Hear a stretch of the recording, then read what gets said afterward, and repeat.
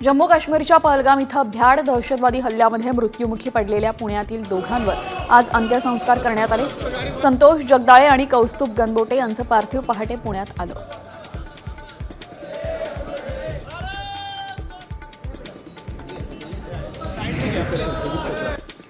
संतोष जगदाळे हे त्यांच्या 86 वर्षांच्या वृद्ध आईला काश्मीरला जाण्यापूर्वी भेटले होते। काश्मीरला फिरायला जातोय, लवकर येईन असं त्यांनी आईला सांगितलं। मात्र काश्मीरमध्ये दहशतवाद्यांनी त्यांना गोळ्या झाडून ठार केल्यानं जगदाळे कुटुंबियांवर आभाळ कोसळले। लाडक्या लेकाचं पार्थिव घरी दाखल होताच आईलाही अश्रू अनावर झाले।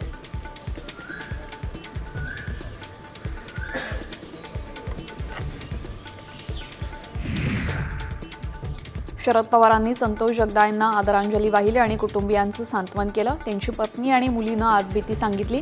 पहलगाम हल्ल्यामध्ये संतोष जगदाळेंचा मृत्यू झालाय।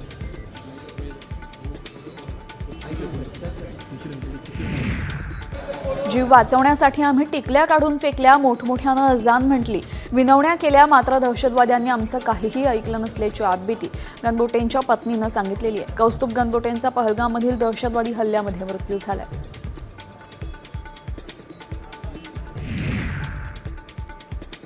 आज मोने जोशी आणि लेले कुटुंबियांनी पत्रकार परिषद घेत संपूर्ण आदबीती सांगितली।